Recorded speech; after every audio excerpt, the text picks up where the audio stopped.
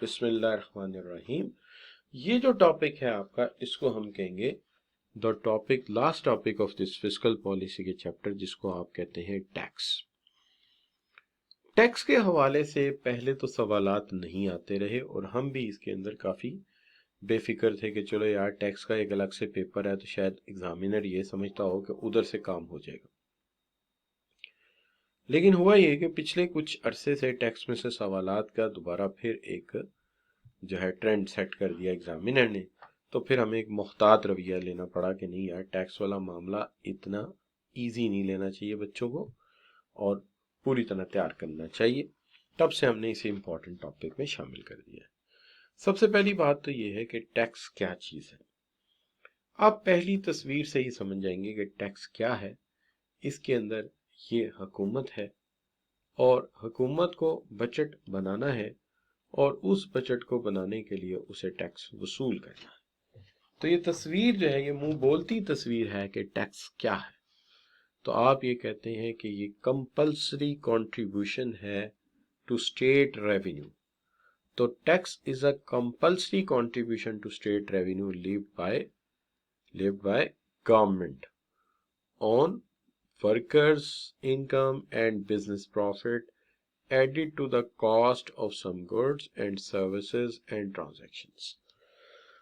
Transactions पे भी देना है, सर्विसेज ऑफ गुड्स पे भी देना है, जो चीज़ों की खरीदारी की है उस पे भी देना है, प्रॉफिट पे भी देना है, इनकम पे भी देना है। तो टैक्स वो रेवेन्यू है जो गवर्नमेंट ने हमारे ऊपर इम्पोज किया है और वर्कर्स को भी देना है, वर्कर्स इनकम से भी लेना है, बिजनेस प्रॉफिट से भी लेना है और गुड्स एंड सर्विसेज की ट्रांजैक्शन से भी लेना है। तो दोनों से हमने टैक्स लेना है। ठीक है जी। अब सवाल ये पैदा होता है कि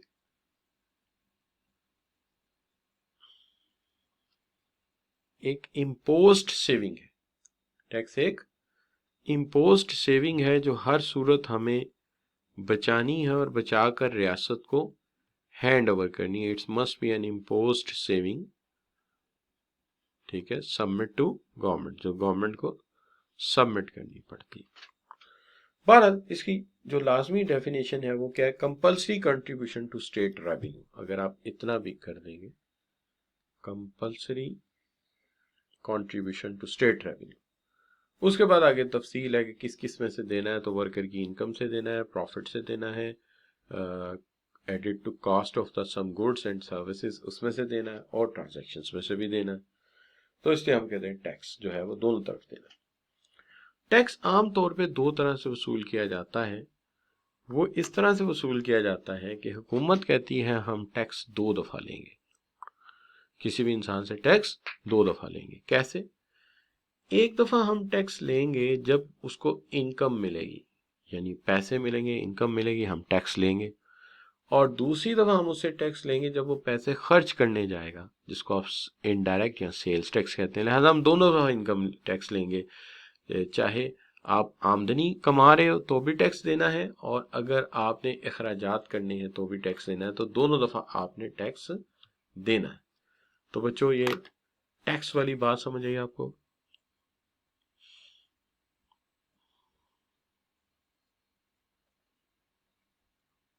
जी बिल्कुल ठीक है। बाकी बच्चे भी जी लिख के एंटर करें ताकि पता चले कि इन्हें समझ आई है कि टैक्स एक कंपल्सरी कंट्रीब्यूशन है to state revenue. Tax government ने 2 दफ़ा लेना है, एक दफ़ा जब इनकम मिलेगी और एक दफ़ा जब इनकम जो है वो आप खर्च करेंगे, यानी सेल्स टैक्स भी देना है और इनकम टैक्स भी देना है। अब बात यहाँ पे शुरू होती है जाके कि भाई जो असल बात है वो क्या है। कहते हैं कि good characteristics of a tax system. एक अच्छे टैक्स सिस्टम के कैरेक्टरिस्टिक्स क्या होते हैं? कहते हैं सबसे पहली बात तो ये है कि एक अच्छा टैक्स सिस्टम एक ऐसा टैक्स सिस्टम होता है जिसमें टैक्स उतना लगाया जाता है जितनी के किसी इंसान की एबिलिटी है। जितनी किसी इंसान की एबिलिटी है उतना टैक्स लगाएं। इस लिहाज से अच्छा टैक्स सिस्टम वो है जो रिच पर टैक्स ज़्यादा लगाता है और जो गरीब आदमी है या लो इनकम ग्रुप्स हैं उन पे टैक्स या तो नहीं लगाता या बहुत कम लगाता है। तो एक अच्छा टैक्स सिस्टम वो है जो एबिलिटी के मुताबिक टैक्स लगाता है। दूसरी बात यह है कि टैक्स सिस्टम अच्छा वो है जिसमें हम यकीन से अंडरस्टैंड कर लेते हैं कि हम पैसा किसको दे रहे हैं और वो आगे जो है वो कहाँ खर्च कर रहा है। Certainty, where we get from our income and where that's gone, where we submit the tax किसको सबमिट कर रहे हैं हमें क्लियर अंडरस्टूड है। और एक अच्छा टैक्स सिस्टम वो है जिसके अंदर tax should B ideally related when people receive and spend there income, के लोगों के उस वक्त उनसे मांगा जाए जब उनके पास इनकम मौजूद है। ये नहीं कि उधर से बेचारों का पैसा आया उधर से खर्च हो गया अब आप कहें जी टैक्स नहीं। एक अच्छा टैक्स सिस्टम वो है जिसके अंदर कॉस्ट कम है और गेन ज्यादा है। ये नहीं कि टैक्स कलेक्शन पे ही बड़ा एक्सपेंडिचर आ जाए। और एक अच्छा टैक्स सिस्टम वो है जो कि रिवाइज हो सकता है according to condition, according to condition, कि अल्लाह ना करे कोई सैलाब आ गया है, कोई अर्थक्वेक आ गया है, तो इन हालात में कम किया जाए टैक्स को।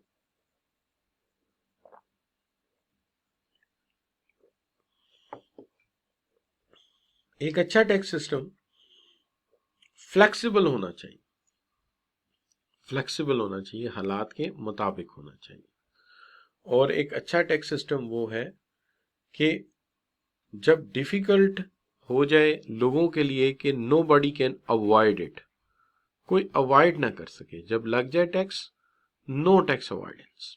मैं रिपीट करता हूं, अच्छा टैक्स सिस्टम वो है जो एबिलिटी के मुताबिक है, अमीर पे ज्यादा है गरीब पे कम है, उसके अंदर सर्टेनिटी है हम किसको पैसा दे रहे हैं, और वो उस वक्त लगा हुआ है जब हमारे पास इनकम रिसीव होती है, ये नहीं कि जब इनकम खर्च हो जाती है तब टैक्स वसूल हो रहा हो।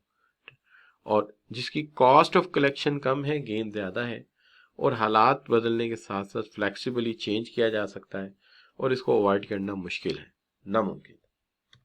रिपीट करते हैं, एक टैक्स सिस्टम अच्छा तब है अगर वो एबिलिटी के मुताबिक है, यानी इक्विटेबल है। इक्विटेबल का मतलब यही है कि अमीर से ज्यादा और गरीब से कम। इक्विटेबल का मतलब ये नहीं बराबर बराबर, बराबर हो गया तो फिर तो गरीब बेचारा कहां से देगा, तो अमीर से ज्यादा गरीब से कम। एक अच्छा टैक्स सिस्टम वो है जो इजीली अंडरस्टैंड किया जा सके, फॉर्म फिल करना आसान हो, पता हो कहाँ सबमिट हो रहा है, किसको हो रहा है। एक अच्छा टैक्स सिस्टम वो है कि जब कोई इंसान जो है, payment of tax should B ideally related how when people receive and spend there income, जब लोगों के पास आमदनी हो, वो खर्च कर रहे हो, उस वक्त बात हो। और एक अच्छा टैक्स सिस्टम वो है जिसमें कॉस्ट ऑफ कलेक्शन कम हो और एफिशिएंट हो। और एक अच्छा टैक्स सिस्टम वो है हालात के बदलने के साथ साथ उसमें तब्दीलियां की जा सकें और इसमें टैक्स चोरी मुमकिन ना हो सके, अवॉइडेंस मुमकिन ना हो। ये है अच्छे टैक्स सिस्टम के कैरेक्टरिस्टिक्स। जी बच्चों, ये बात समझ आई है आपको? ठीक हो गई बात? तो ये है एक अच्छा टैक्स सिस्टम। इसमें जाहिरन काफी सारी बातें, 6 आप 2-3 भी याद रख लें, 4 भी, तो आपके लिए बड़ी। अच्छा, अब बताइए, एक तो अभी हमने बात कहा एडम स्मिथ इसके बाद भी अच्छे टैक्स सिस्टम के असूल बयान करता है, canon of taxation. Adam Smith जिसकी डेफिनेशन हमने पढ़ी थी, याद होगा चैप्टर नंबर 1 में। वो कहता है जी पहला असूल इक्वालिटी है, और असूल इक्वालिटी ये है, कैनन ये है, equality of sacrifice. Equality of sacrifice, equality का मतलब बराबरी, लेकिन बराबरी का मतलब ये नहीं टैक्स बराबर होगा। इसका मतलब यही है कि टैक्स जो है वो रेट और परसेंटेज ऑफ टैक्सेशन इस तरह सेट की जाएगी कि जब इनकम इंक्रीज होती है तो ज्यादा टैक्स, और जब इनकम डिक्रीज होती है तो कम टैक्स।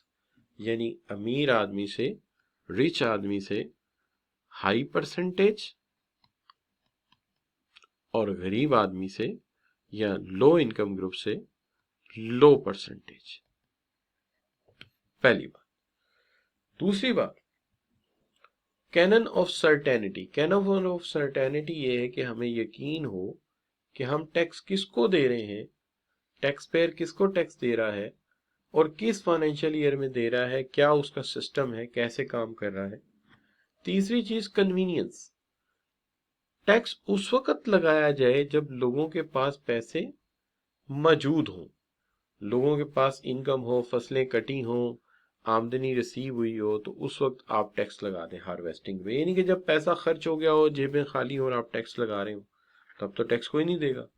और फिर ये है कैनन ऑफ इकोनॉमी के पैसा इकट्ठा करने का जो कलेक्शन का कॉस्ट है वो कम आए और गेन उससे ज्यादा हो, फायदा उससे ज्यादा हो। इसको कहते हैं कैनन ऑफ इकोनॉमी, यानी कलेक्शन कॉस्ट कम हो और टैक्स रेवेन्यू ज्यादा बचे। ठीक है जी, ये 4 असूल। चलिए चारों असूलों पे मुझे जरा थोड़ा सा हेल्प कीजिए। सबसे पहले मुझे ये बताइए कि high rate from rich and low are less rate for percentage for low income groups, ये कौन सा असूल है? ठीक है, इक्वालिटी हो गया, ठीक होगी बात। अच्छा जी, we should know how to submit the tax and where to submit, ये कौन सा असूल है? शाबाश, असूल सर्टेनिटी। नहीं बेटे, इजी नहीं लिखेंगे, असूल के अंदर जो जो टर्म है वो यूज करेंगे, जो है। अच्छा जी, टैक्स शुड बी इम्पोज और tax return should be sent at the time we have the income, जहां हमें टैक्स उस वक्त लेना चाहिए या टैक्स रिटर्न उस वक्त फाइल करवानी चाहिए जब लोगों के पास पैसे हो जी। उसके बाद ये है कि टैक्स रेवेन्यू ज्यादा हो और टैक्स कलेक्शन एक्सपेंडिचर कम आए, तो ये क्या है? Canon of economy. तो हम कहते हैं, अगर मैं आपसे ये पूछूं कि मुझे ये बताइए कि जनाब टैक्स जो है वो किसको जमा करा रहे हैं, किस तरीके से जमा कराना है, ये कौन सा असूल है? टैक्स किसको जमा करा रहे हैं, किस असूल से जमा कराना है, ये कौन सा असूल है? ये है आपका सर्टेनिटी जी। टैक्स में बराबर कुर्बानी मांगी जाए, अमीर पे ज्यादा और गरीब पे कम, इसे क्या कहेंगे जी? इक्विटेबल, बिल्कुल ठीक हो गई बात। और टैक्स उस वक्त लिया जाए जब लोगों के पास आमदनी मौजूद हो, इसको क्या कहेंगे? कन्वीनियंस। और टैक्स जो है वो उसके अंदर कलेक्शन का ख्याल रखा जाए कि इसके अंदर खर्चा कम आए और रेवेन्यू ज्यादा हो, तो इसको आप क्या कहेंगे? इकोनॉमी, बिल्कुल ठीक हो गई बात। ठीक है जी। अच्छा जी, अब मसला ये है टाइप्स ऑफ टैक्स क्या है, what are the types of tax? तो टाइप्स ऑफ टैक्स क्या है? तो टाइप्स ऑफ टैक्स जो है वो दो तरह से मैंने बनाए हैं। अच्छा, ये मेरी अपनी ही एक ब्रेकअप है, ये किसी किताब से नहीं है, और ये इसलिए मैंने लिया है कि आपके जहन में बैठ जाए। एक है टैक्स को कलेक्ट करने का तरीका और एक है टैक्स को इम्पोज करने का तरीका, फॉर्मूला, मेथड। तो टैक्स को कलेक्ट करने के एतबार से टैक्स दो तरह से कलेक्ट किया जाता है। एक है आपका, जिसको आप कहते हैं डायरेक्ट टैक्स और इनडायरेक्ट टैक्स, और एक है आपका इम्प्लीमेंटेशन का फार्मूला, जिसके मुताबिक टैक्स प्रोग्रेसिव हो सकता है, प्रोपोर्शनेट हो सकता है और रिग्रेसिव हो सकता है। ठीक है जी। तो वेज टू कलेक्शन में दो तरीके हैं, एक डायरेक्ट और एक इनडायरेक्ट टैक्स, दो टाइप्स हैं। और इम्प्लीमेंटेशन और फार्मूला के एतबार से टैक्स की टाइप्स हैं वो प्रोग्रेसिव हैं, प्रोपोर्शनेट हैं और रिग्रेसिव हैं। तो पहले हम पढ़ते हैं ये नंबर वन, टैक्स लगाने के एतबार से प्रोग्रेसिव हो सकता है, प्रोपोर्शनेट हो सकता है और वो रिग्रेसिव हो सकता है। तो सबसे पहले बात करते हैं प्रोग्रेसिव टैक्स क्या है। प्रोग्रेसिव टैक्स एक ऐसा टैक्स है कि जिसके मुतालिक हम ये कहते हैं कि high rate for higher income group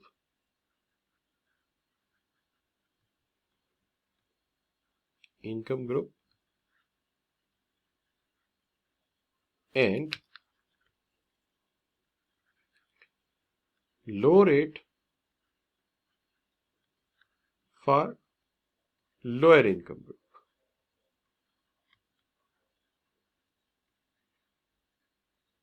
ज्यादा आमदनी वालों से हाई रेट से वसूल किया जाए और थोड़ी आमदनी वालों से कम रेट से वसूल किया जाए, तो इसको हम कहेंगे ये है आपका प्रोग्रेसिव टैक्स। दुनिया में इसे बहुत पसंद किया जाता है।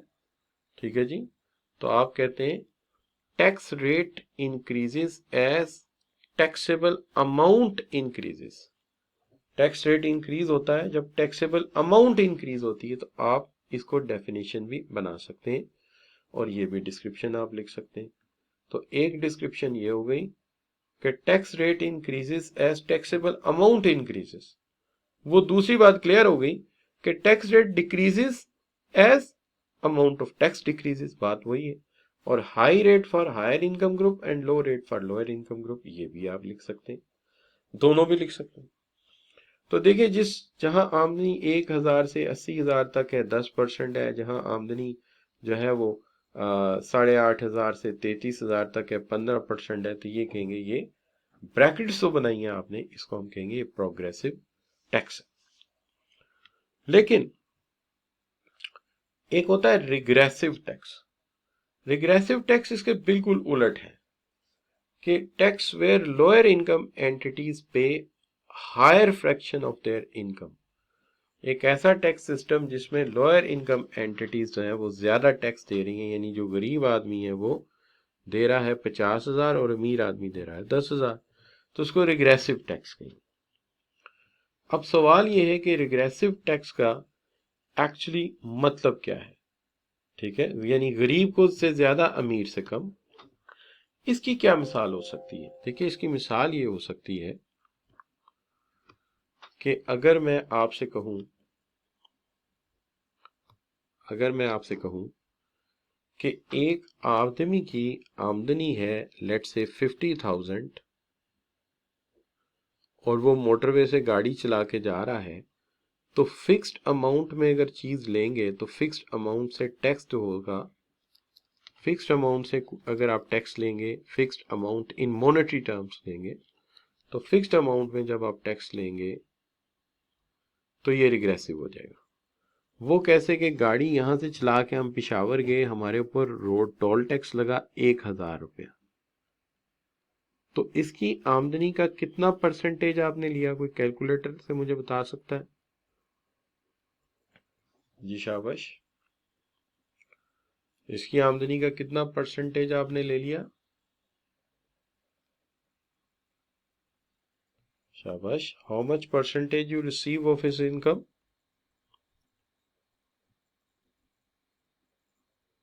जी मोहम्मद अली, कैलकुलेटर नहीं रखा आज? एक आदमी की आमदनी थी 50,000, उसने भी टोल टैक्स दिया कितना?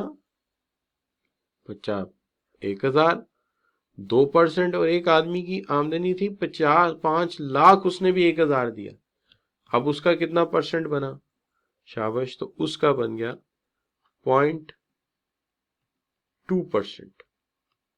अब आप अंदाजा लगाइए कि क्या ये प्रोग्रेसिव है या रिग्रेसिव है? जी शाबाश। जो अमीर आदमी से रिच बंदे से लेस सेक्रीफाई मांगता है, और जो बेचारा लो इनकम ग्रुप है, पुअर है, गरीब है, उससे हाई सेक्रीफाई मांग रहा है या बिग सेक्रीफाई मांग रहा है। तो जब आप गरीब आदमी से बड़ी सेक्रीफाई मांगेंगे तो this is converted into regressive tax. इसका मतलब है टीवी का license duty, toll tax, even sales tax, ये सब रिग्रेसिव टैक्स है। क्योंकि गरीब आदमी ने बामुश्किल पैसे इकट्ठे करके 1 लाख का साबुन खरीदना है और अमीर आदमी ने तो मिनटों में ले लेना, लिहाजा ये रिग्रेसिव है। तो हम बात ये करते हैं सबसे पहले कि अगर एक ऐसा निज़ाम है जो कम आमदनी वाले से कम टैक्स लेता है और ज्यादा आमदनी वाले से ज्यादा परसेंटेज लेता है, तो उसको आप क्या कहेंगे?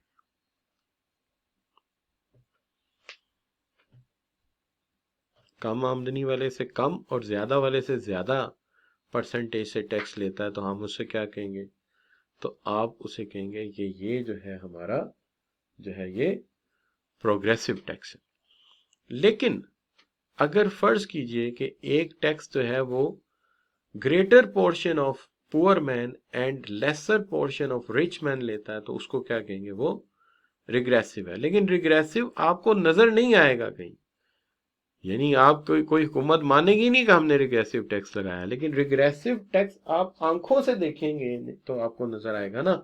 और वो क्या है कि जब आपने फिक्स पैसा लिया अमीर से भी और गरीब से भी, तो दोनों से फिक्स लिया, तो फिर तो ये रिग्रेसिव हो गया।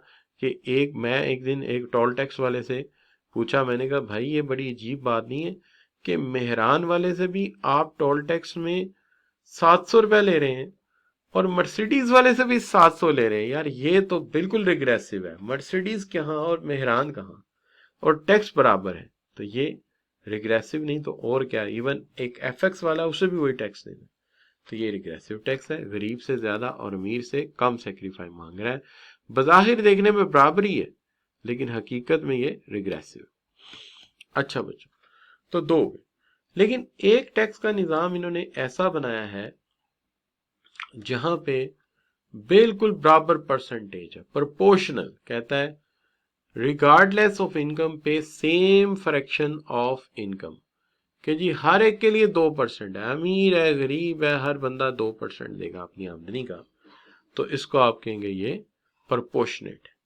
अब यहाँ पे जो डायग्राम हमने बनाई है, इस तरफ हमने टैक्स रखा है, ठीक है, परसेंटेज ऑफ टैक्स, और यहां पे हमने रखी है इनकम, टैक्सेबल इनकम।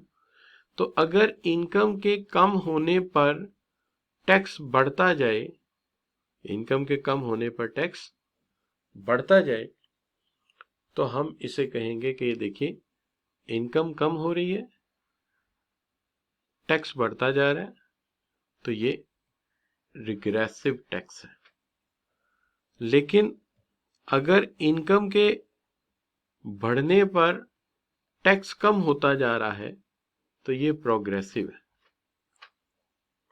ठीक है। इनकम के बढ़ने पे टैक्स बढ़ता जा रहा है तो ये प्रोग्रेसिव है, और अगर सेम प्रोपोर्शन है तो ये प्रोपोर्शनेट टैक्स है।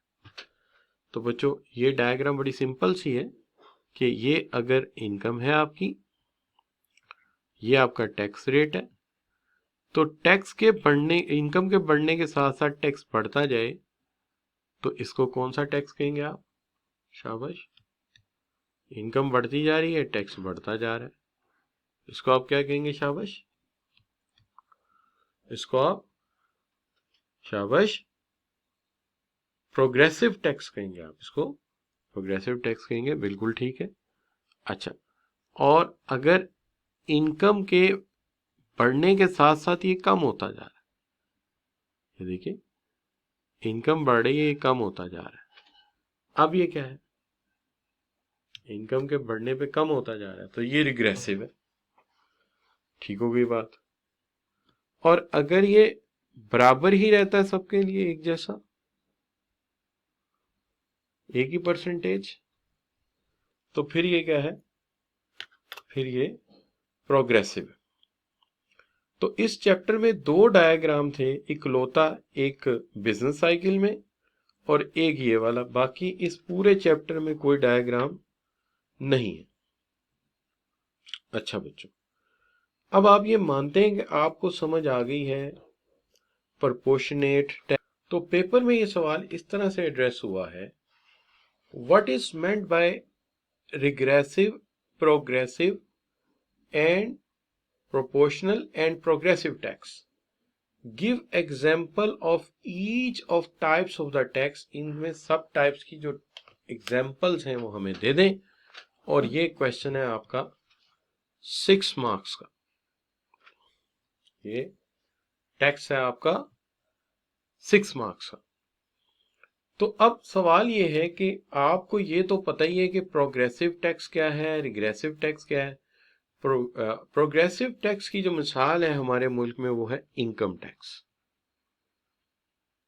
ठीक है। प्रोग्रेसिव टैक्स की हमारे मुल्क में मिसाल है इनकम टैक्स। और जो रिग्रेसिव की है वो है road tax and sales tax. और जो प्रोपोर्शनेट टैक्स है वो है आपकी ड्यूटीज, इंपोर्ट ड्यूटीज वैल्यूज के एतबार से होती हैं, ठीक है जी। और एक्साइज में अक्सर इस तरह से ही किया जाता है। तो ये हमारे मुल्क में इंपोर्ट ड्यूटीज वगैरह जो लगी हुई हैं वो प्रोपोर्शनेट है कि इतने की चीज आएगी तो इतना टैक्स देना। तो ये हो गया state 8 characteristics which are important for creating a tax system. क्या 5 या आपके 8 वो असूल बता दीजिए। State any 8 characteristics that create a good tax system. अच्छे टैक्स सिस्टम के 8 असूल बता दीजिए, ठीक है जी।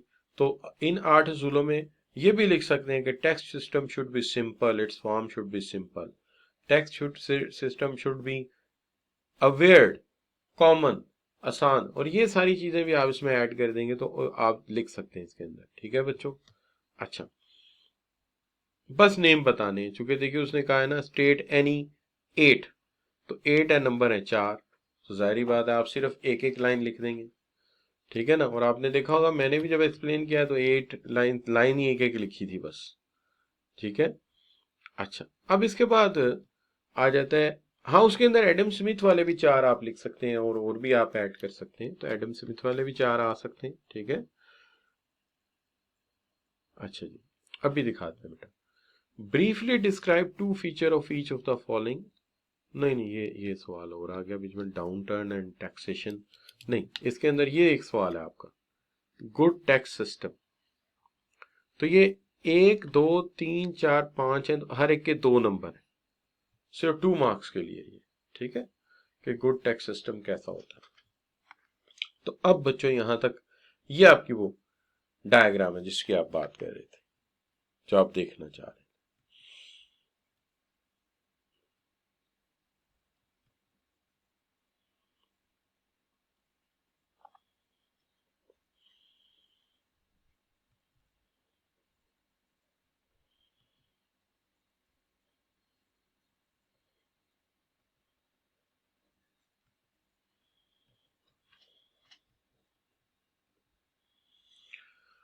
अच्छा बच्चों, तो अब चलते हैं हम आगे, बात करते हैं आपके 2 दूसरे टाइप्स रह गए। लेकिन यहाँ पे आप मुझे बताइए, ये सवाल है स्प्रिंग 17 का, Murad pays 100 his income is 1000 and Suhail pays 200 his income is 800। तो ये कौन सा टैक्स है? शाबाश, तो ये प्रोग्रेसिव टैक्स है जी बच्चों। 1000 रुपये में से 100 रुपया दिया, तो 1000 में से 100 रुपया दिया तो ये बना 10%, और 800 में से 200 दे दिया तो ये बना 25%। तो कौन से वाला है शाबाश ये? जी फैसल मुश्तबा, बिल्कुल सही है, ये रिग्रेसिव टैक्स है, बिल्कुल ठीक है। अच्छा बच्चों, आगे बढ़ते हैं, बात करते हैं फिर। आपको पता है कि हमने कहा था एक फार्मूले के एतबार से एक डायरेक्ट इनडायरेक्ट फॉर्म है। अब चलते हैं डायरेक्ट टैक्स की तरफ। डायरेक्ट टैक्स एक ऐसा टैक्स है जिस directly imposed and submitted to the government, ठीक है जी। यानी एक ऐसा टैक्स जो डायरेक्ट गवर्नमेंट को सबमिट किया जाता है। तो कहते हैं tax paid directly by individual और organization to imposed entity. Imposing entity government है, तो आप ये कहते हैं एक ऐसा टैक्स जो कि फर्द हो या ऑर्गेनाइजेशन हो, डायरेक्ट गवर्नमेंट को देते हैं जाके, तो हम इसे कहते हैं ये डायरेक्ट टैक्स है। जैसे हमारे मुल्क में इनकम टैक्स की मिसाल है कि इनकम टैक्स जो है, बल्कि प्रॉपर्टी टैक्स जो है और इनकम टैक्स जो है, या तो हम स्टेट बैंक में जमा कराते हैं या हम जाके नेशनल बैंक की ब्रांच में जमा कराते हैं, प्रॉपर्टी टैक्स या इनकम टैक्स। इसलिए हम इसे डायरेक्ट टैक्स कहते हैं, हम इसे डायरेक्ट टैक्स कहते हैं। तो आप मुझे ये बताइए कि डायरेक्ट टैक्स इकट्ठा करना जो है उसको आप क्या कहेंगे? शाबाश, मैं अगर आपसे पूछूं कि एक वो टैक्स जो हम डायरेक्ट जाके स्टेट बैंक में या नेशनल बैंक में जमा कराते हैं, हम उसे क्या कहेंगे? शाबाश,